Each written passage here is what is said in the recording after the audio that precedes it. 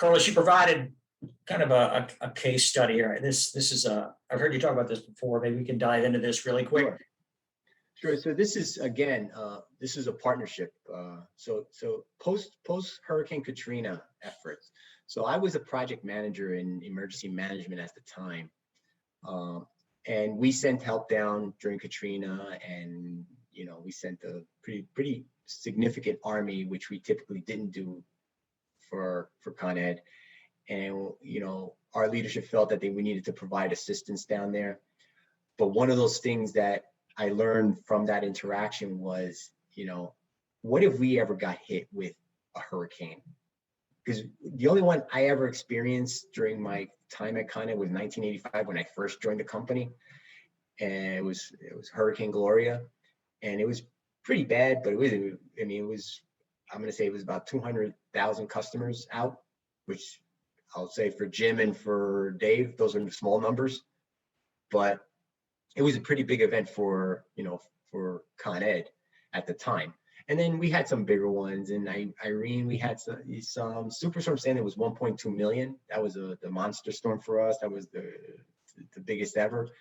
But right after Katrina, I sat down with my VP, George Greenwood, and we sat down and we said, listen, what if we put together a coastal storm plan for the company? And that's when we started a team. And it started as a response plan, but then the second iteration became a response and recovery plan.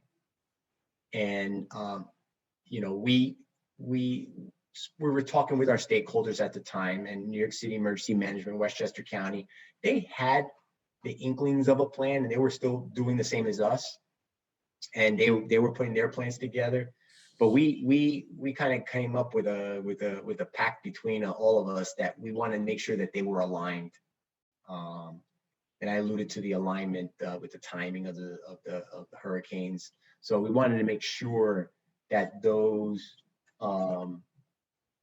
plans had some alignment. So when we made decisions, it was kind of timed that we would be around the same time.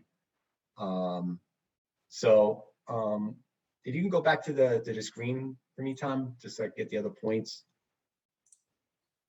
Yeah, so I talked a little earlier about the multi-agency annual hurricane tabletop exercise. That basically educates a lot of people about this plan, and we show them the plan. We have it there.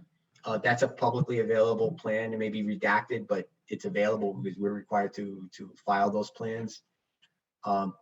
And it gets into this plan is not, there's an overall plan, and then each organization that has their own section.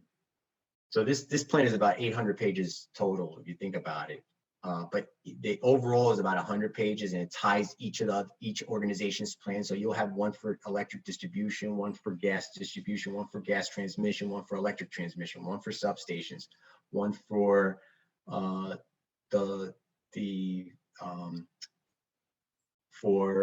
control centers, for the energy control center, for environmental, for each group that's going to be part of that response.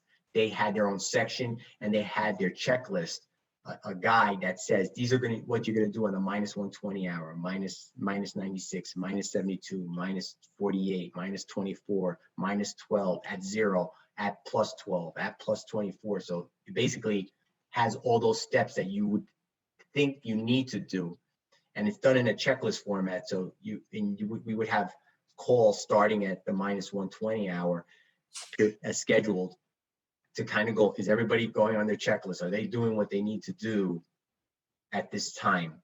No, we don't need to do this because this is okay. We're doing these steps. It's like a cadence that we went into to get everybody into their head in the game, to make sure they're doing whatever they needed to do to prep. Like generating stations, they need to put their floodgates up. Substations, you need to put your floodgates up around your substation. So, and those, and then you have your pre-hurricane season checklist that you need to do all these things, make sure the floodgates are available, that the gaskets are working, all those things that you need to do pre-season, those were part of that checklist as well. Then we have the full-scale exercise, planning with the stakeholders, which we talked about earlier.